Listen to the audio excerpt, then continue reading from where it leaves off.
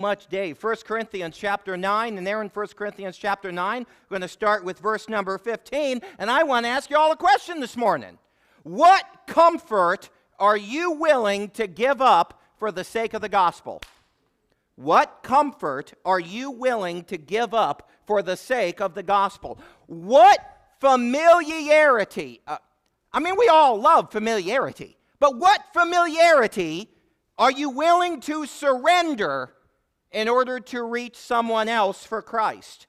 What liberty would you be willing to waive because somebody else might need you to in order to be saved? You know, I'm going to make the ultimate understatement, if I may. The ultimate understatement is this: Jesus Christ left his comfort zone so that we could be redeemed. When we could not go up to him, Christ came down to us. There is a verse in Philippians chapter 2 that some Christians might not quite understand exactly what it's saying there. And that's Philippians chapter 2, verse 6, referring to Jesus, who, being in the form of God, found it not robbery to be equal with God. Okay, have you ever read that and said, what exactly is that saying? What does that mean? Okay, think of robbery, that word robbery there in that verse. Think of robbery as this: milking it for all it's worth. That's the idea. Milking it for all it's worth. Taking full advantage of it. Jesus Christ did not take advantage of his equality with God the Father. He was equal with the Father, but he didn't take advantage of it. In fact, not only did Christ not take advantage of it even a little bit, but as the following verses show, Jesus Christ did not touch his privilege with a 10-foot pole. Because it goes on to say, but made himself of no reputation, and took upon him the form of a servant, and was made in the likeness of men. And being found in fashion as a man, he humbled himself, and became obedient unto death, even the death of the cross. So, the greatest man who ever lived volunteered to be treated like the worst man who ever lived. You know, there isn't just Christianity. And when it comes to salvation, you're either saved or you're not. But when it comes to how you exercise your Christianity, when it comes to what kind of Christian you are on the earth, you might say there's bronze medal Christianity. That's like coming in third. You might say there's silver medal Christianity. You're still a Christian, but you're getting the silver. And then there's gold medal Christianity. That is what we should all strive for, is gold medal Christianity. And gold medal Christianity is not about doing what you have to do. Gold medal Christianity is about doing what you don't have to do. We have the expression that we throw around, going the extra mile. The extra mile means to go beyond anything that would have ever been demanded of you. Going the extra mile is when not only can it be said that no one would think ill of you if you didn't do this thing.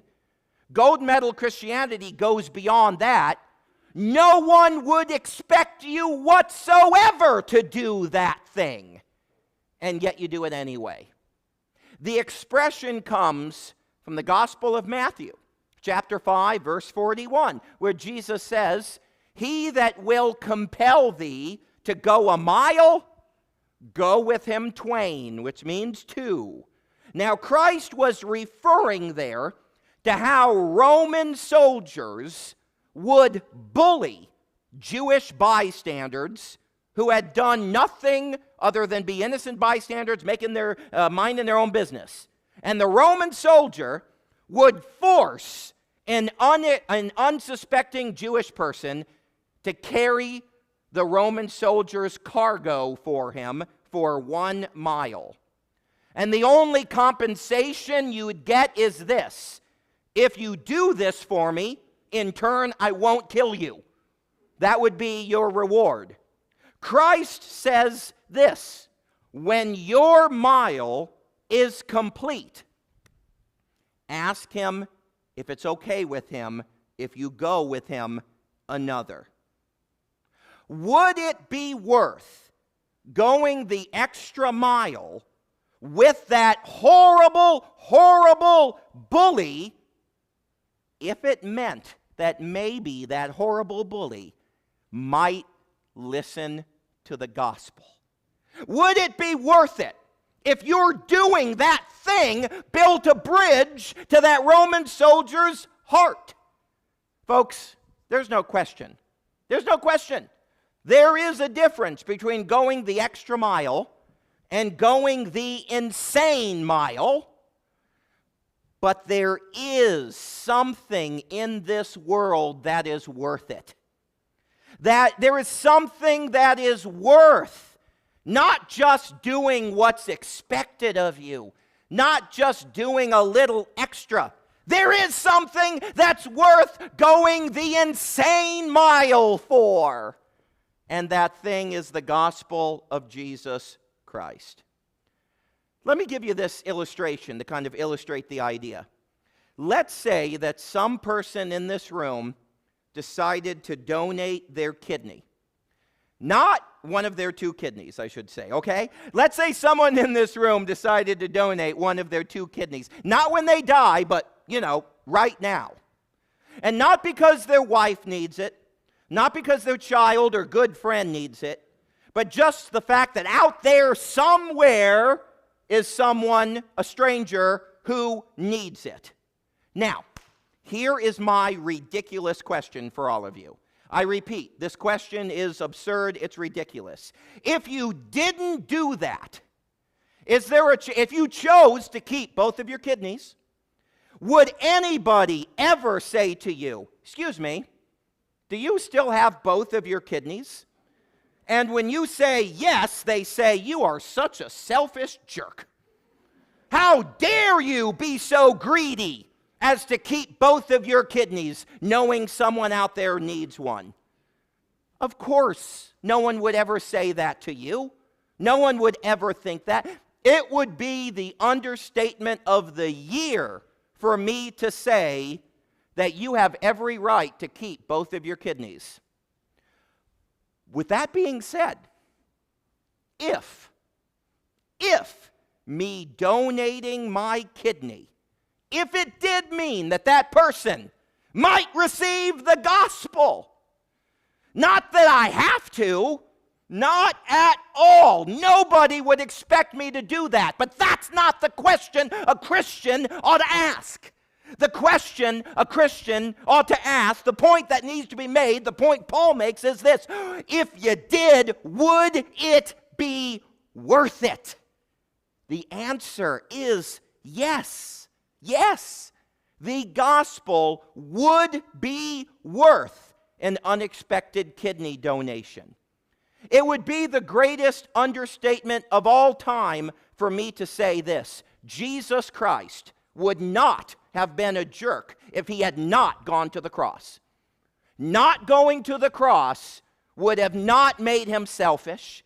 It would have not made him a jerk. You might say, from a human perspective, not going to the cross simply would have made him sane. But there is something worth going insane for. And Jesus went insane for it by going to the cross for it. And that thing is the salvation of souls, is worth it. Is it? Do you really believe that? Today, are you willing to go not just the extra mile, but might you be willing to go the insane mile for the sake of the gospel. In today's text, we see that the Apostle Paul, he went the insane mile for the sake of the gospel. Now, the theme of the overall chapter is this: surrendering that which you have every right to do for the greater good. And the greater good is the sake of the gospel. Surrendering that which you would have every right to not surrender, but choosing to do so for the sake of the gospel. Can we just take a look back at what has already been covered? And we see how Paul has been building to this one step at a time. In chapter 7, he talked about maybe it's not God's plan for you to get married, and maybe that will equip you, put you in a position to be a better servant of Christ in some way. So right there in chapter 7, might you maybe give up your liberty to get married for the sake of the gospel? And then chapter 8, we talked about last Sunday, giving up your liberty to eat meat that had been offered to idols, but doing that for the greater good of the Christian community, doing that for the greater good of the gospel of Christ.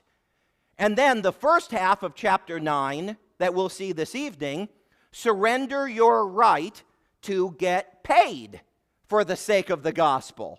So, you see, folks, you see the idea. There is no right that you might have, no liberty or privilege that rightfully belongs to you, that the gospel would not be worth giving that up for.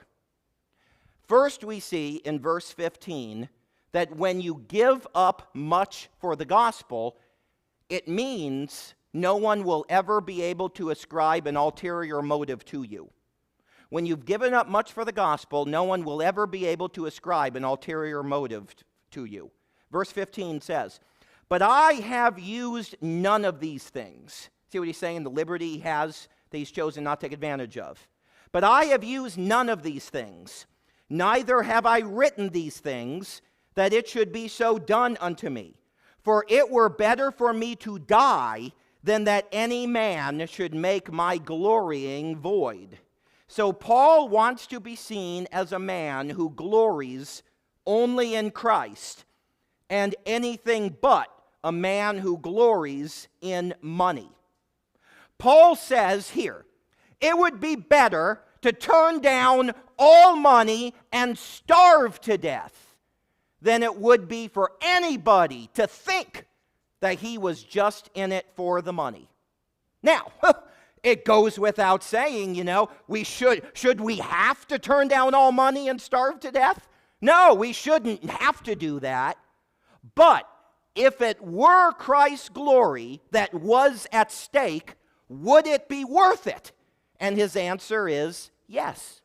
In verses 16 and 17, we see that by turning down the privilege, Christ gets all the glory. See, God gives us a million wonderful blessings, and you and I, we can enjoy them all, but there is one thing that is off limits, and that is this: do not touch the glory. The glory belongs solely to him. You can be a part of the miracles, so to speak, but you can never, ever, ever take any of the credit.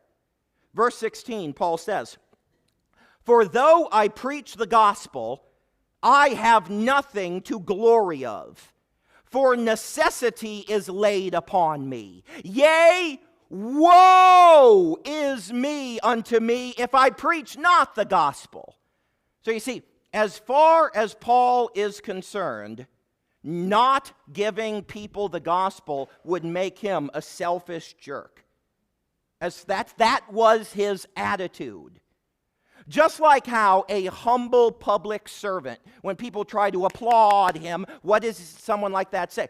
"I was just doing my duty," right? I was just doing my duty.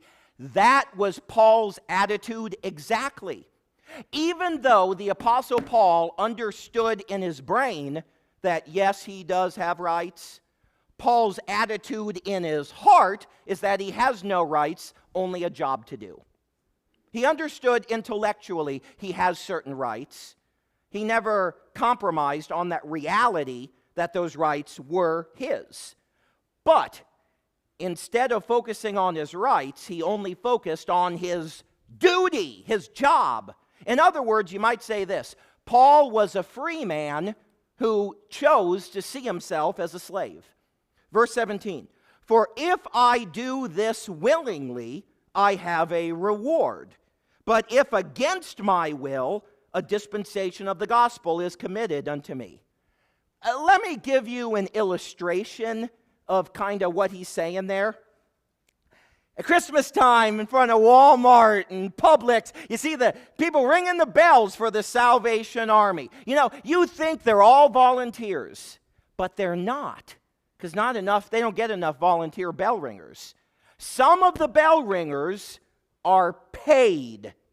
Now, here is how you can tell the difference. If the bell ringer is sitting down, that's a volunteer. If the guy is standing up, that's a paid worker. A volunteer gets to take all the breaks he wants. Because what are you going to do? Dock his pay? A volunteer has privileges that an employee does not have. So, what Paul says in verse 17 is this: even though I am a volunteer, that's the last thing I want to look like. Even though I am a volunteer, that's the last thing I want to act like. See, volunteers get a trophy. Volunteers get applause. Why? Because they don't have to do what they're doing. And Paul says that's not what he wants. Paul says he doesn't want to be seen as a hero. All he wants to be seen as is a man doing his job. In verse 13, Paul says that his reward is that Christ looks good. Look at verse 18 is what I meant to say there, excuse me. In verse 18, Paul says his reward is nothing other than Christ looking good. Verse 18, "What is my reward then? Verily, that when I preach the gospel, I may make the gospel of Christ without charge, that I abuse not my power in the gospel." Now, it goes without saying that accepting fair compensation for your hard work is not, quote, abusing the gospel. But with that being said, anything is better than being seen as having ulterior motives. Maybe it's not fair, but does Paul sound like a guy who cares about what's fair? He doesn't care about what's fair. He cares about what needs to be done to do the greatest good. That's what he cares about. And even if you shouldn't have to do something, so what? You do. Let's do it. Anything is better than being seen as having ulterior motives. Jesus Christ is looking for servants who are willing to act like they have nothing to lose. Christ is looking for volunteers who are willing to go the insane mile even though no one expects them to. Verse 19, "For though I be free from all men, yet have I made myself servant unto all, that I might gain the more." So, would any sane man ever volunteer to be a slave? No sane man would ever volunteer to be a slave. No sane person would ever sign all of his rights away willingly. But here's the thing. The love of Christ is insane. Because Jesus Christ signed all his rights away to be our servant and wash our feet. As Jesus said, "For the Son of Man came not to be ministered unto, but to minister and to give his life a ransom for many." Jesus Christ was whatever we needed him to be, even if that meant being a lamb sent to the slaughter. Think about missionaries. Missionaries have to completely surrender their comfort zones. Missionaries have to adapt in order to reach the people in their mission fields. Jesus Christ never, ever adapted to our faults, but he did adapt to all of our human discomforts: poverty, pain, having to shiver in the cold and having to sweat in the heat. So therefore, following that example, Paul adapted, Paul ventured, Paul sacrificed, and Paul surrendered his liberty. Verse 20, unto the Jews I became as a Jew, that I might gain the Jews. To them that are under the law, as under the law, that I might gain them that are under the law. Verses 21 and 22. To them that are without law, as without law. But then he clarifies what that means. Being not without law to God, but under the law to Christ, that I might gain them that are without law. Summing it up in verse 22. To the weak became I as weak, that I might gain the weak. I am made all things to all men, that I might by all means save some. I have something to share with you this morning. If you want to win souls, God is not going to serve them to you on a silver platter. Oh, look at that. That lost soul right there looks like me, talks like me, likes all the same things that I like. He's just like me, and leading him to Christ will be as easy as pie. Ain't gonna happen. You are gonna have to break the ice. That lost person ain't gonna come to you. That lost person is not going to break it for you. He's not gonna meet you where you're at. You're gonna have to take some steps toward him. You are going to have to meet him where he is. And you are going to have to choose to be a bridge builder. Do you have the heart to choose to build bridges to people, form relationships with people, a camaraderie with other people who are not exactly like you? So I got a question here.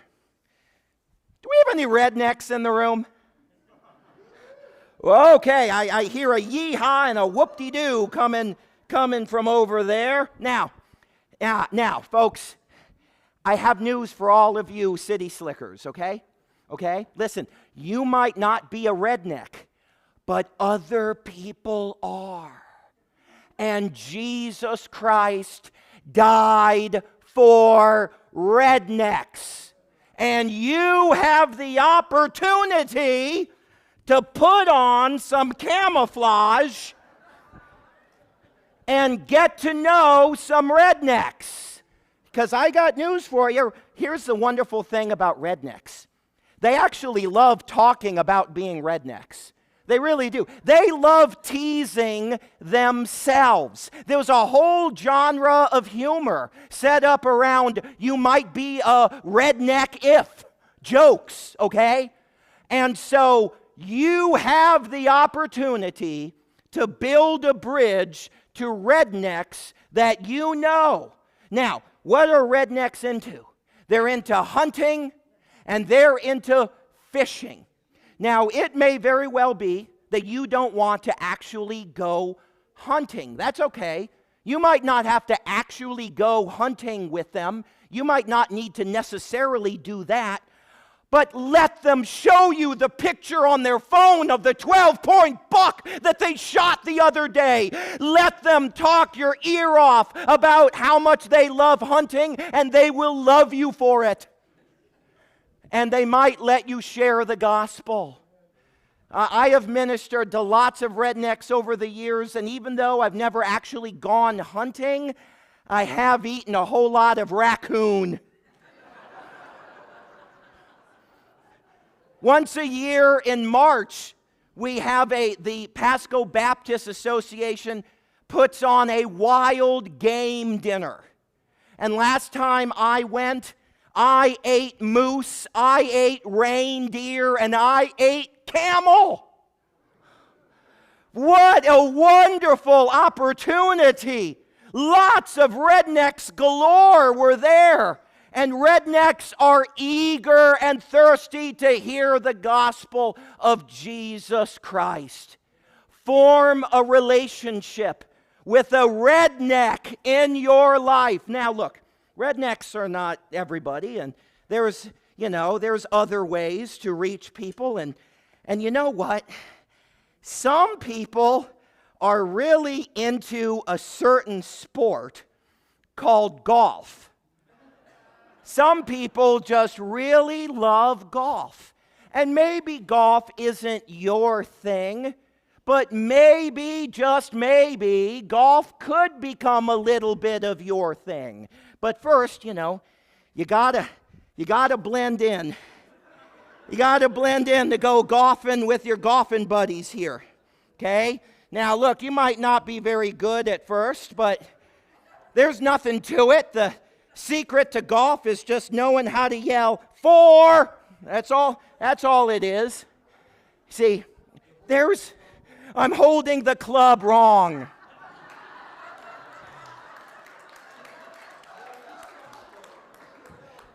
This man is a member of the PGA, the Preachers Golf Association.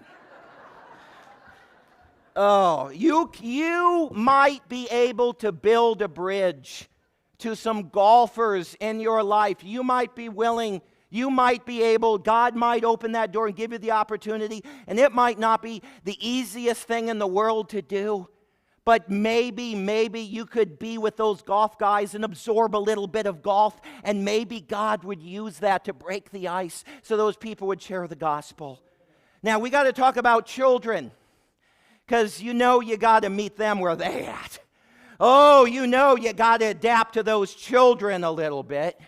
So we've got to do special things to reach the children, to cater to them, to show how much we love them, to build bridges to them. So we had our wonderful vacation Bible school this summer. And coming up in a month, we've got our fall festival here on October 30th. And let me tell you something. Children might not listen to the gospel from a boring old preachy pastor like me. That might be. But just maybe they will listen to Captain America, maybe. I forgot about my microphone here, and that's okay. I think that there we go. There we go. I mean, look, you've got to do whatever it takes to reach the children. What do balloon animals and the gospel have to do with each other? Nothing intrinsically to do with each other. But you see, you got to reach out and meet those kids where they are at. You got to form a relationship. You got to learn the kid's name. You got to have some fun with the kids. And if you're willing to have fun with the kids, and if you're willing to maybe make them a balloon dog, then afterwards maybe they will listen to the gospel. Maybe they will listen to the gospel from you. Okay, my microphone. Okay. All right, there. I can do this. Okay. Oh, gee. Anyway, there we go. I got it. Now, so you see, God is not going to deliver lost souls to you on a silver platter. You're going to have to work for it. You're going to have to sacrifice for it. You're going to have to leave your comfort zone. Do you have friends who are not Christians?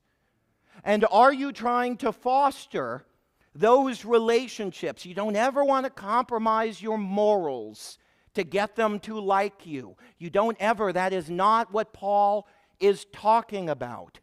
But you are going to have to leave your comfort zone. Paul said that I might, by all means, save some. See, notice he says might, doesn't he?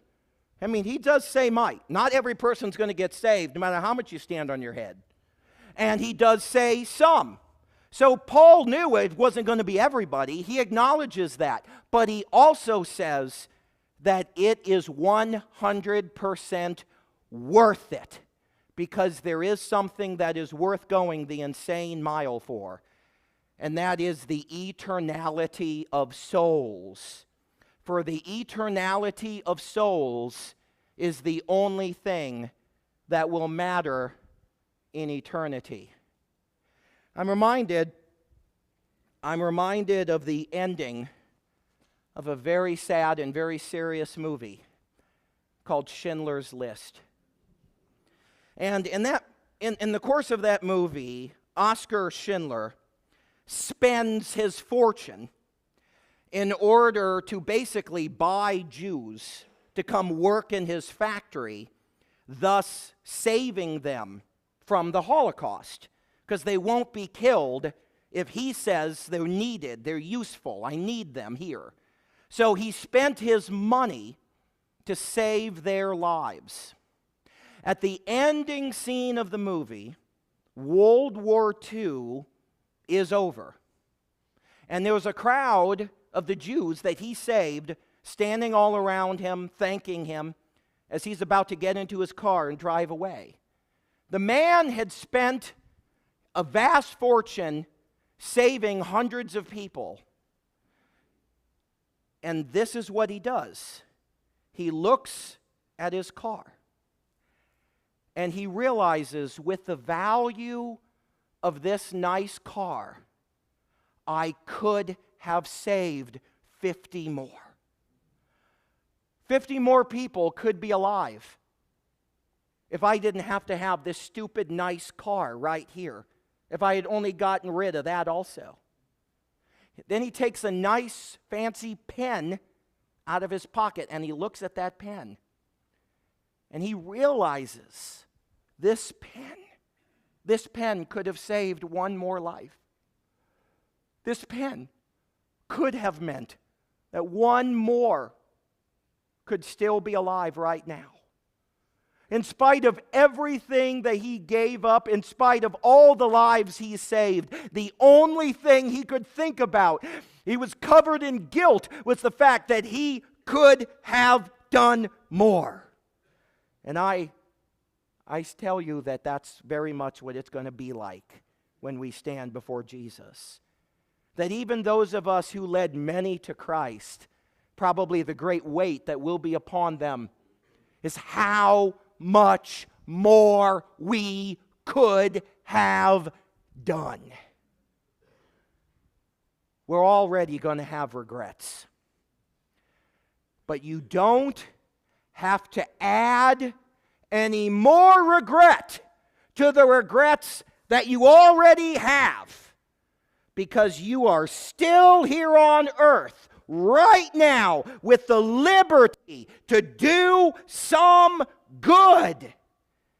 Are you going to use what God has given you to be about His work? Are you willing to leave your comfort zone and spend what won't matter anyway, that one more soul might come to Christ? As we stand to our feet, and the musicians will come, and we're going to sing this hymn of invitation together this morning. If God is speaking to your heart, that you want to be about your Father's business, that you're willing to take the initiative to try to share Christ with somebody else, and you don't know what's going to happen, but Lord, here I am, and I am going to try to do it. You have my willingness, you have my obedience. Show me the door that you have opened, and I will walk through it, because I don't want to be a useless Christian. I want to be a useful Christian. As we're